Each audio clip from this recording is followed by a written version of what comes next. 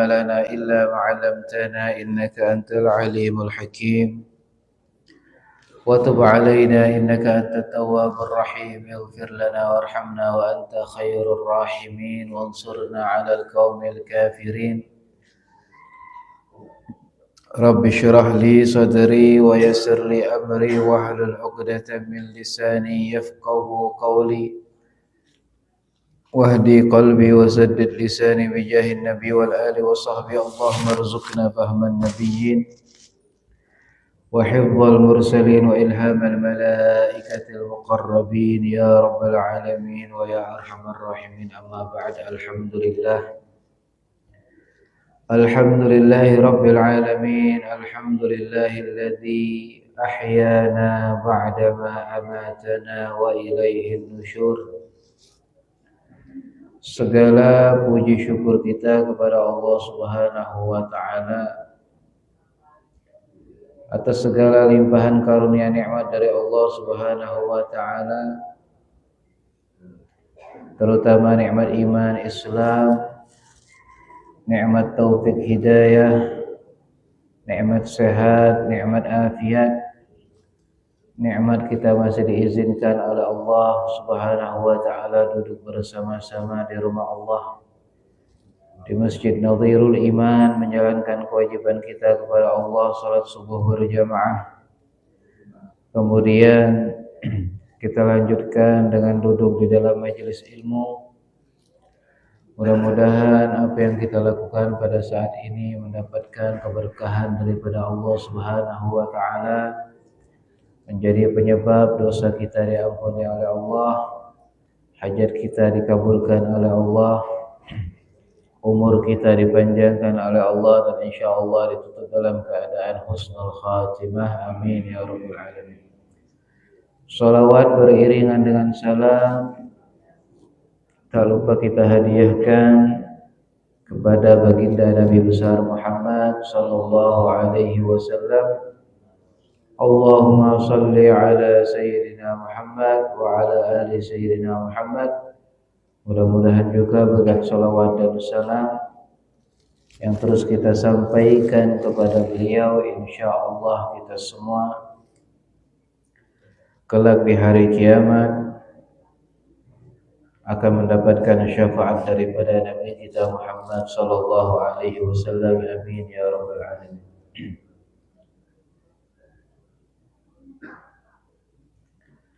Bapak Ibu hadirin hadirat jemaah majelis Masjid Nadhirul Iman yang dimuliakan oleh Allah, alhamdulillah kembali bersama-sama kita melanjutkan pengajian kita di dalam kitab sirah perjalanan hidup baginda Nabi besar Muhammad sallallahu alaihi wasallam. Masih di dalam tahun ke-7 daripada hijrahnya Nabi Muhammad sallallahu alaihi wasallam. Kemarin kita sudah membahas tentang perang Khaybar, dan perang tersebut dimenangkan oleh pihak umat Islam yang langsung dipimpin oleh Nabi Muhammad sallallahu alaihi wasallam dengan semangat perjuangan, keimanan, keyakinan. Pada akhirnya Allah Subhanahu wa Ta'ala pun memberikan kemenangan kepada umat Islam, dan mereka banyak mendapatkan harta rampasan perang. Kemudian Bapak Ibu yang dimuliakan oleh Allah, kita jelaskan juga bahwasannya pada perang tersebut Rasulullah sallallahu alaihi wasallam beliau diracuni oleh salah seorang perempuan Yahudi, yang mana tujuannya ingin menguji dan mengetes seberapa betul kenabian Nabi Muhammad sallallahu alaihi wasallam. Kalau betul Nabi Muhammad seorang nabi dan rasul, maka racun tersebut tidak akan berbahaya untuk Nabi Muhammad sallallahu alaihi wasallam. Maka subhanallah Bapak Ibu yang dimuliakan oleh Allah, ketika Rasulullah diracuni, dengan memakan bagian paha daripada seekor kambing, beliau langsung mendapatkan info daripada Allah Subhanahu wa taala. Ada yang mengatakan juga bahwasannya daging tersebut, paha tersebut yang memberitahukan kepada Nabi Muhammad sallallahu alaihi wasallam kuasa Allah. Jadi bagian daging tersebut mengisyaratkan atau memberi ilham kepada Nabi Muhammad bahwasannya dia itu sudah diracuni. Maka Rasulullah pun termakan sedikit bagian daripada daging, dan juga ada yang makan salah seorang sahabat yang bernama Bishr. Ia langsung meninggal seketika, dan Nabi Muhammad SAW pun beliau selamat. Tapi pada akhir hayat beliau itu masih ada bekas-bekas racun yang beliau konsumsi pada perang Khaybar. Makanya Nabi Muhammad rutin melaksanakan atau melakukan yang namanya terapi berbekam. Terapi berbekam itu rutin dilakukan Nabi sebulan bisa 1-2 kali. Nah, kalau kita nak bekam sekali 2 kali boleh, atau sebulan sekali juga boleh. Cari tanggal-tanggal ganjil, tanggal 17, 19, 21. Nah itu peci tanggal-tanggal ganjil di pertengahan bulan. Tapi bulan-bulan Hijriyah, jangan bulan Masehi. Bagus berbekam sunnah Nabi Muhammad SAW, banyak fadilah dan keutamaannya. Bahkan orang-orang non-muslim pun mereka rutin melakukan terapi bekam. Nah, jangan sampai kita yang muslim, umat Nabi Muhammad SAW, mengetahui keutamaan berbekam dan itu sunnah Nabi, tapi enggan untuk melakukan terapi berbekam. Paling tidak pernah nyicip seumur hidup sekali jadilah, kalau memang tidak terlalu tertarik. Karena itu bagian daripada sunnah Nabi Muhammad SAW. Bisa rutin, alhamdulillah. Khususnya bekam-bekam di bagian-bagian inti seperti pundak, pucuk kepala misalnya, canduk bagian sini. Nah itu bagus juga. Yang sering-sering pusing, yang sering-sering kurang nyaman tidurnya, yang kena penyakit vertigo atau stres, nah itu boleh dibekam di bagian ubun-ubun kepala. Kemudian Bapak Ibu yang dimuliakan oleh Allah, di perang itu juga Rasulullah banyak mendapatkan rampasan perang dan makanan. Rampasan perang daripada benda, harta, dan juga makanan. Maka kalau untuk makanan itu diperintahkan oleh Nabi diberikan kepada hewan-hewan tunggangan, jangan dimakan. Karena itu bekas makanannya orang-orang Yahudi. Entah di situ ada apa, kita tidak tahu. Nah di sini bisa kita ambil kesimpulan, jangan galak basing-basing makan. Apalagi di rumah Allah. Kalau kita tidak tahu apa yang dia buat, apa yang dia masak, pakai apa, pakai ini atau itu, kita tidak tahu. Maka lebih baguslah kita untuk berhati-hati tidak makan. Jangan kaget mentang-mentang kita punya tetangga, maaf, non-muslim, ngundang kita makan bersama-sama. Mampirlah dia ke rumah tetangganya. Ditengoknya banyak makanan, dia muslim. Pas ditanya ngapa datang ke rumah dia, ada jamuan makanan, makan. Ya makan, makanannya lemah. Dah taunya babi. Pas ditanya, ini masak apa Pak? Oh ini babi panggang sama gulai babi. Nah dikiranya kambing. Nah itu kan paling tidak kita harus tabayun, mencari tahu. Boleh datang. Islam ini tidak membatasi hubungan kepada orang-orang non-muslim. Tapi kita harus paham juga batasan-batasan yang tidak boleh kita lalui. Islam tidak melarang. Justru Islam menganjurkan untuk kita berbuat baik kepada non-muslim selain Islam. Tetap menjalin hubungan baik, silaturahim. Tapi untuk urusan makan dan minum kita tidak boleh basi-basi. Harus betul-betul cari tahu.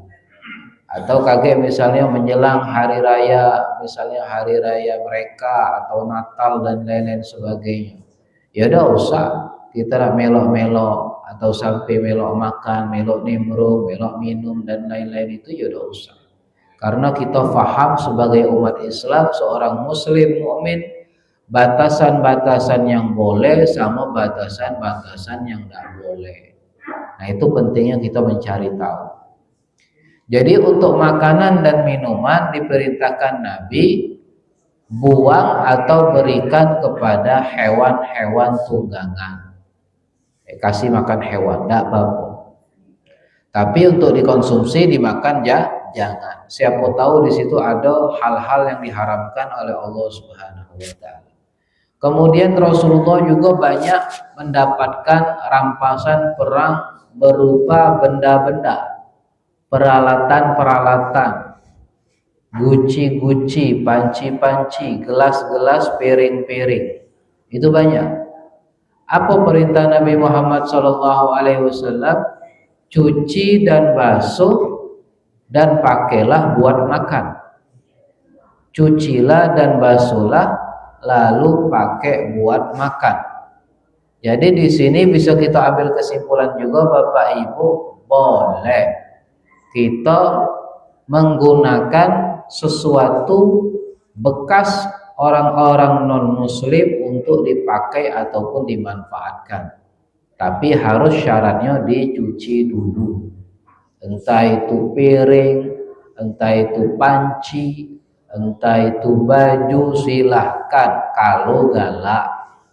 Misalnya kita dapat hadiah atau dapat pemberian daripada saudara kita non-muslim, saudara sesama masyarakat Indonesia, dapat hadiah panci besar. Ternyata panci tadi sudah dipakai. Nah kita butuh panci juga di rumah tadi. Atau kita minjem panci untuk masak bersama-sama lagi hajatan. Butuh panci besar. Boleh tak kita minjem panci itu? Boleh baik. Tapi cuci dulu. Cuci bersih-bersih niat. Sekiranya kita sudah yakin tidak ada apa-apa di situ, boleh kita pakai.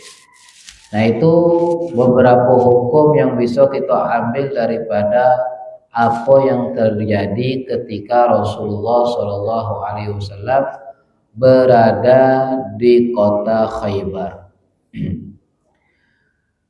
Kemudian Bapak Ibu yang dimuliakan oleh Allah, setelah kemenangan pun diambil alih oleh Rasulullah dan umat Islam, pada kesempatan itu Rasulullah SAW menikahi salah satu perempuan daripada keturunan Yahudi. Menikahi salah satu perempuan daripada keturunan Yahudi.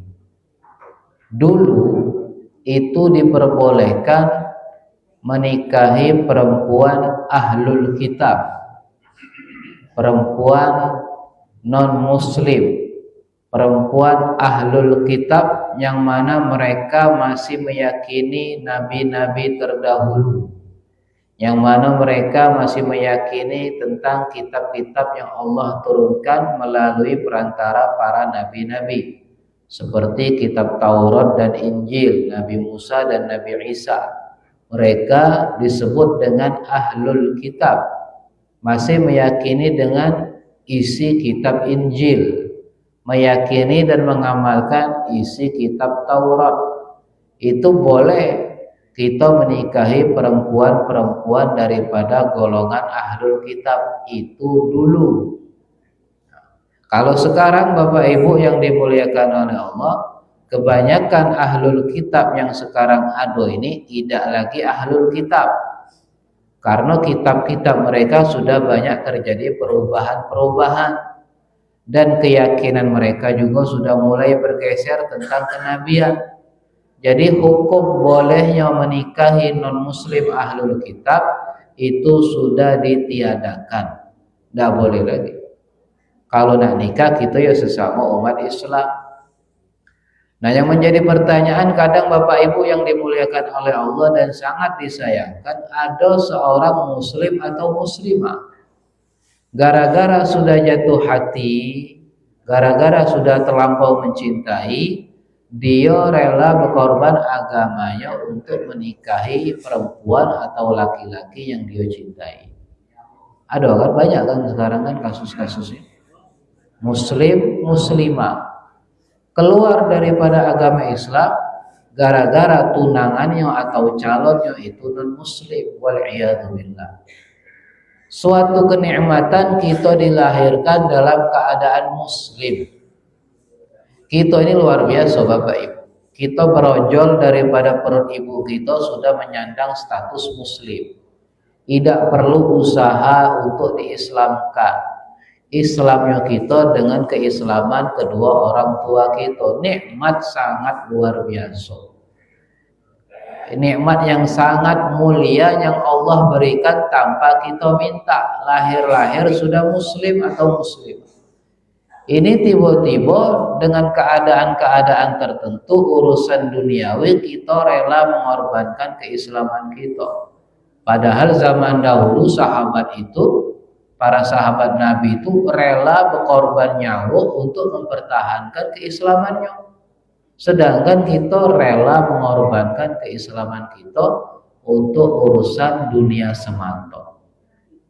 Kita lihat Sayyidina Bilal bin Rabah ketika beliau diazab, disiksa, dijemur, dipukuli, dicaci, dimaki, diletakkan batu besar di atas perutnya, di atas dadonya, dicambuk berkali-kali, disuruh keluar daripada agama Islam, beliau tetap mempertahankan keislamannya walaupun nyawa sudah di ujung tanduk. Nah, itu keimanan itu Bapak Ibu. Terkadang iman kita ini mudah nih yang tergoyahkan. Cuman gara-gara perantara urusan-urusan sepele, urusan-urusan duniawi, kita rela mengorbankan keimanan dan ibadah kita kepada Allah Subhanahu wa Ta'ala. Cara simpelnya seperti ini, Bapak Ibu yang dimuliakan oleh Allah, pengen ngetes iman kita ini kuat apa tidak. Coba kaget dibuat sayembara atau dibuat hadiah. Barang siapa yang sholat subuh di masjid, kaget dapat hadiah 100.000 per orang. Kira-kira penuh lah masjid kita nih. Penuh aja. Penuh. Diumumkan kaget. Bapak-bapak, ibu-ibu, muslimin, muslimat yang bertempat di sekitaran Masjid Nadirul Iman, bahwasannya Masjid Nadirul Iman melaksanakan apa pokoknya infak sedekah secara umum bagi para jemaah yang menghadiri sholat subuh berjamaah dan mengikuti kajian dengan upah 100.000 per orang. Anaknya melok, bapaknya melok, kakeknya melok, sekeluarga banget melok galo-galo. Si uang 100 lumayan. Nah itu nak ngetesnya. Nak ngetes keimanan seseorang. Tapi kalau dak kate umuman, dak kate apa namanya imbalan duit duniawi, ya mungkin inilah jemaah kita ini Bapak Ibu.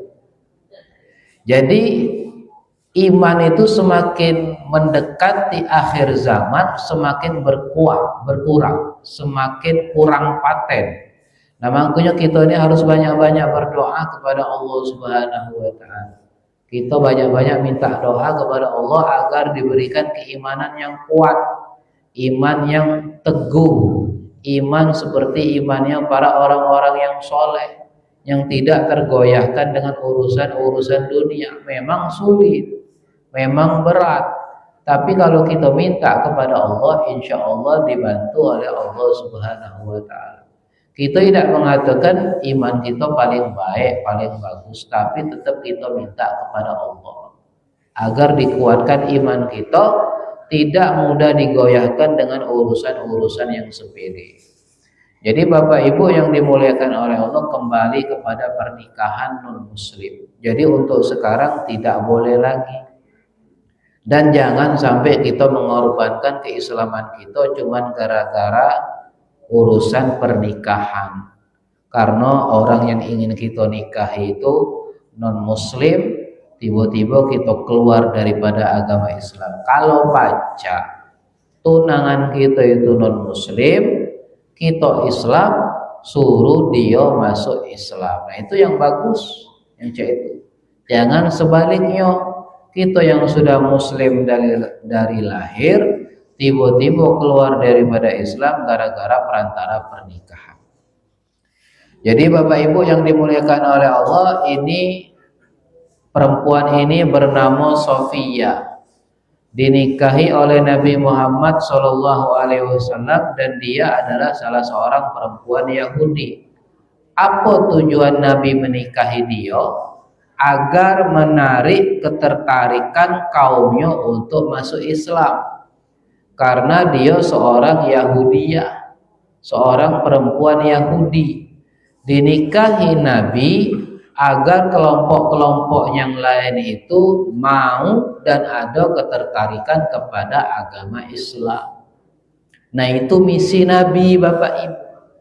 Misi Nabi nikah lagi. Nah kalau misi kita nikah lagi tidak seperti misi Nabi, ya tidak usah nambah bini. Betul ibu-ibu? Iya. Kalau misinya seperti misi Nabi, tujuannya seperti tujuan Nabi, nikahnya itu nambah istri lagi itu seperti tujuannya Nabi, maka tidak apa-apa. Misal untuk kemaslahatan dakwah, atau memang nolong janda yang memang tidak ada yang menafkahi. Jangan kaget ngomong ngamalkan sunnah nikahnya dengan gadis. Nah, aku ini nak ngamalkan sunnah begini dulu. Itu tuh sunnah Nabi. Tiba-tiba yang dijadikan bini kedua gadis. Tidak masuk. Baca sirahnya Nabi Bapak Ibu. Makanya penting yang kita ngaji itu, penting yang kita mempelajari kehidupan Nabi itu biar tahu. Nabi itu banyak istri, tapi istri-istri beliau itu ada peranan masing-masing galau. Ada tujuannya galau. Nabi nikah itu bukan basi-basi. Bukan sekedar nak hawa nafsu syahwat, bukan. Kalau nak sekedar hawa nafsu, mungkin istri Nabi itu gadis galau-galau, tapi terbukti yang gadis cuma Siti Aisyah, sisanya jando. Nah pikirlah dewek yang nak kawin lagi itu. Kalau memang nak ngamalkan sunnah Nabi, yo ikutilah Nabi secara utuh, jangan setengah-setengah. Banyak di sini nak kawin lagi, aduh, banyak kok. Itu ketuanya Jadi seperti itu Bapak Ibu. Kita pribadi tidak galak kawin lagi, kecuali ditawai wong. Jadi harus tujuan misinya itu memang betul, niatnya itu untuk kemaslahatan. Kalau sekedar nak nambah-nambah baik, maka ingat perkataan Allah Subhanahu wa Ta'ala, firman Allah, fa illam ta'dilu fawahidah. Kalau tidak bisa adil, sikok be cukup. Sikok be dah habis-habis, ngurusi sikok be palak pening nak nambah dua. Jadi keadilan itu Bapak Ibu susah. Makanya Allah Ta'ala nambahkan, falan ta'dilu bainan nisa'i walau harastum. Kalian itu tidak akan bisa adil di antara sesama manusia, di antara sesama istri. Itu Allah mengklaim demikian. Kita ini tidak bakal bisa adil. Para ulama tafsir menjelaskan, tidak mungkin lah wong tidak bisa adil. Bisa baik. Nah, kata para ulama, maksudnya tidak bisa adil di sini, tidak bisa adil secara perasaan dan cinta. Itu tidak baca adil. Kalau wong berbini dua itu pasti salah satunya ada yang lebih dia cintai. Tidak mungkin kecintaan dia itu, perasaan dia itu sama rata, itu tidak mungkin. Tapi kalau untuk adil di dalam harta, waktu, itu mungkin bisa-bisa baik gitu. Ada wong di Madura itu bapak ibu, bininya itu ada 3 di Madura. Bininya 3 serumah. Nah, itu kan sempat viral. Siapa namanya itu lupa. Bini 3 serumah. Bini pertama lantai 2, bini kedua lantai bini pertama lantai 1, bini kedua lantai 2, bini 3 lantai 3. Adil kan loh? Hari Senin lantai 1, hari Selasa lantai 2, hari Rabu lantai 3. Hari Kamis balik lagi ke 1 dan seterusnya. Jatahnya masing-masing sebulan 100 juta, 100 juta, 100 juta. Kita bulanan masih 100.000 nak bini 2. Kaget dulu uji bininya. Jadi harus kita lihat kemaslahatan. Kemaslahatan Nabi itu ngapo beliau menikahi istri-istrinya. Seperti Sofia ini. Sofia dinikahi Nabi agar dia menjadi istri Nabi dan dia masuk Islam, dan keluarga-keluarganya yang lain daripada orang-orang Yahudi pun melok masuk Islam. Fasubhanallah, tujuan Nabi pun tercapaikan. Sofia ini setelah dinikahi Nabi, dia langsung masuk Islam. Melihat akhlaknya Nabi Muhammad Sallallahu Alaihi Wasallam, langsung masuk Islam. Bapak Ibu yang dimuliakan oleh Allah. Maka keluarga besar daripada kelompok Yahudi pun melihat Sofia masuk Islam, mereka pun langsung berbondong-bondong masuk Islam. Nah, itu strategi yang dilakukan oleh Nabi Muhammad Sallallahu Alaihi Wasallam. Kemudian Bapak Ibu yang dimuliakan oleh Allah, terjadi juga di perperangan Khaybar ini satu larangan daripada Nabi tentang pernikahan mut'ah. Mungkin kita pernah dengar istilah yang namanya nikah mut'ah. Kalau bahasa kita sekarang ini kawin kontrak. Kontrak. Dulu nikah mut'ah itu sempat diperbolehkan. Bagi para sahabat-sahabat yang keluar berperang berhari-hari, bahkan berbulan-bulan jauh daripada istrinya, sedangkan ingin menyalurkan syahwatnya, syahwat biologisnya ingin disalurkan. Tak kate tempat penyaluran karena lagi perang. Makanya Nabi memperbolehkan yang namanya istilah nikah mut'ah. Jadi menikahi perempuan itu berbatas dengan waktu. Mungkin nikahnya 1 minggu, tapi tetap nikah mut'ah itu dengan seorang wali dan juga dengan menyantumkan mahar. Tidak boleh nikah mut'ah itu masing-masing, tidak boleh zaman dulu. Tetap harus ada izin daripada walinya nikah mut'ah. Kalau walinya mengizinkan ya silahkan, kalau tidak ya tidak boleh. Dan juga harus pakai mahar sekian-sekian atas dasar persetujuan juga daripada pihak perempuan. Kalau maharnya 500.000 ya alhamdulillah, pacak menikahi perempuan dalam kurun waktu 1 minggu. Tapi itu dulu diperbolehkan, sekaranglah haram, tidak boleh lagi. Kaget jangan mentang-mentang dengar kajian tentang nikah mut'ah, besok-besok nak nikah mut'ah dulu. Uji Pak Ustadznya boleh, itu dulu. Itu dulu di perang Khaybar sudah diharamkan oleh Allah dan diharamkan oleh Rasulullah Shallallahu Alaihi Wasallam. Tidak boleh kawin kontrak. Salah satu mazhab kelompok yang masih mengamalkan nikah mut'ah itu adalah kelompok Syiah. Selain daripada mereka tidak ada yang mengamalkan nikah mut'ah. Islam juga sudah tidak boleh lagi semenjak daripada larangan Nabi di perang Khaybar. Ya wajar-wajar baik diperbolehkan Bapak Ibu, karena memang statusnya darurat.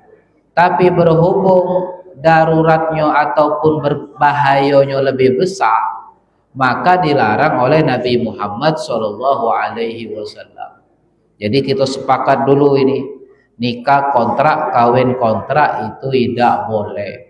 Hukumnya haram, walaupun ada walinya, walaupun ada maharnya. Haramnya di mana? Karena menzolimi dan merugikan seorang perempuan. Kalau tidak berbatas waktu, halal-halal baik. Kalau tidak berbatas waktu, nikah mut'ah itu untuk sekedar senang-senang baik, penyaluran syahwat baik. Nikah itu berbatas waktu. Aku nikahi engkau wahai fulana binti fulana dengan mahar sekian-sekian rupiah dalam kurun waktu 1 bulan dibayar tunai. Aja itu 1 bulan. Selesai 1 bulan, balik lagi ke rumah bapaknya. Bukan suami istri lagi statusnya.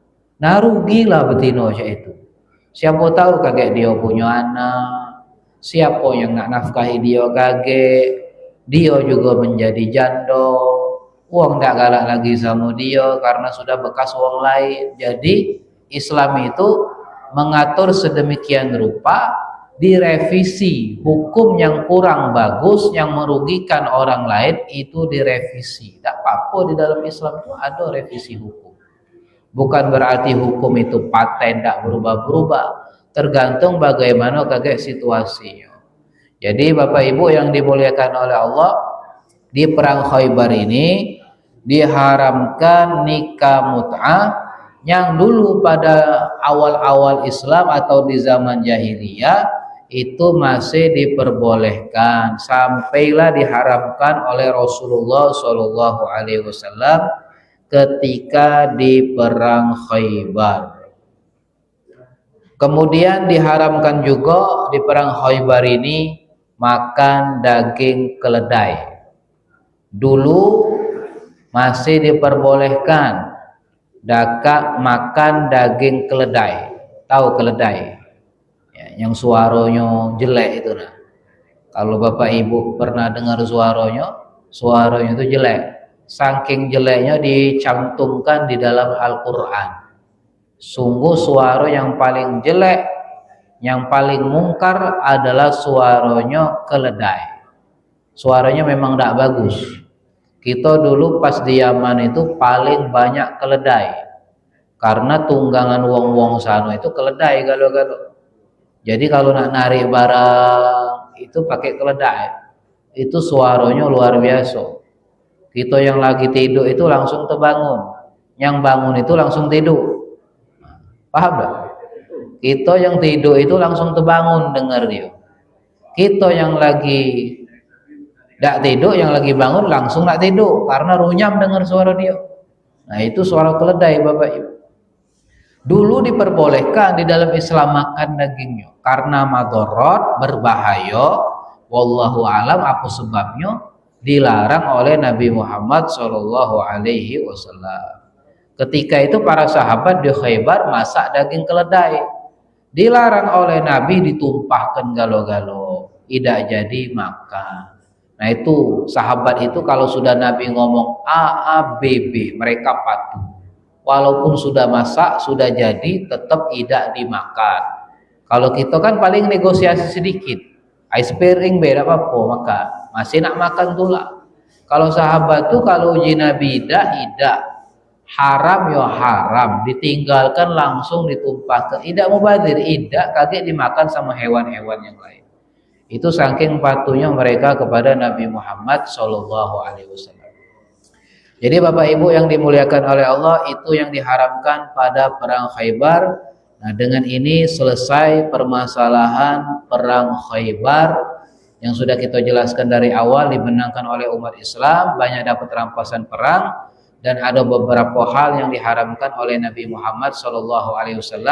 Dan juga ada seorang perempuan yang dinikahi Nabi dengan hikmah-hikmah tertentu. Mudah-mudahan kita bisa mengambil pelajaran daripada apa yang terjadi di perperangan Khaybar. Wallahu a'lam bissawab. Subhanakallahumma wa bihamdika asyhadu an la ilaha illa anta nastaghfiruka wa natubu ilaik. Wa sallallahu ala sayyidina Muhammadin nabiyil ummi wa alihi washabbihi wasallam. Walhamdulillahi rabbil alamin. Wassalamualaikum warahmatullahi taala wabarakatuh.